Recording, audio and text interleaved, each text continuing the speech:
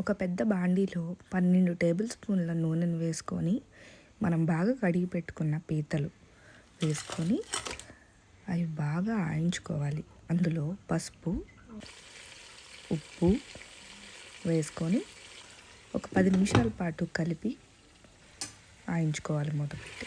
ఇప్పుడు ఈ రంగులోకి మారినంత వరకు వాటిని ఆయించుకొని ఒక గిన్నెలోకి తీసుకోవాలి.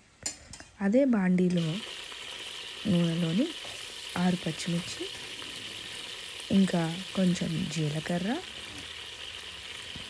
వేసుకొని అందులోనే 6 ఉల్లిపాయలు సుమారు వేసుకొని ఆయించుకోవాలి. ఇప్పుడు ఉల్లిపాయలు, ధనియాలు, గసగసాలు, జీలకర్ర, దాల్చిన చెక్క, లవంగ, స్టార్ అనైజు, యాలక్కాయలు, జాజికాయ చిన్న ముక్క ఇవన్నీ వేసుకొని మిక్సీలో బాగా రుబ్బుకోవాలి ఉల్లిపాయలతో పాటు. తర్వాత అందులో కొబ్బరి తురుము వేసి బాగా మిక్సీ చేసుకోవాలి. తర్వాత ఆయించుకున్న ఉల్లిపాయలు ఏవైతే ఉన్నాయో అవి మూత తీసి అందులో అల్లం వెల్లుల్లి పేస్ట్ వేసుకోవాలి. సుమారు 2 స్పూన్ల పాటు అల్లం వెల్లుల్లి పేస్ట్ పడుతుంది. వేసుకొని బాగా మూత పెట్టుకొని ఆయించుకోవాలి. ఆ తర్వాత తీసి మనం ఇందాక వేయించుకొని పెట్టుకున్న పీతల్ని అందులో వేసుకోవాలి. ఇప్పుడు బాగా కలుపుకొని వాటిలో కారం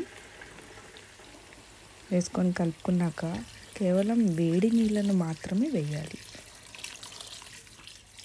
అవి సుమారు మునిగినంత వరకు వేసుకున్నాక మరుగుతున్నప్పుడు ఇందాక రుబ్బుకున్న పేస్ట్ని అందులో వేసుకోవాలి. వేసుకొని బాగా కలిపి మూత పెట్టుకొని కొంచెంసేపు ఉడికించుకున్నాక తీసి చింతపండు రసాన్ని అందులో వేసుకోవాలి. సుమారు గ్లాసున్నర చింతపండు రసాన్ని వేసుకున్నాం. తర్వాత వాటిలో అది మరుగుతున్నప్పుడు కొత్తిమీర వేసి గరం మసాలా పొడి వేయాలి. వేసిన తర్వాత అందులో ఎవరెస్ట్ ఫిష్ కర్రీ మసాలా వేస్తున్నాను. నా దగ్గర అయితే పీతల మసాలా లేదు, అందుకే ఈ మసాలా వేసుకుంటున్నాను. బాగా మరగనిచ్చి దాన్ని దగ్గరికి వచ్చేలా చేయాలి. అంతేనండి, కమ్మమైన పీతల కర్రీ రెడీ.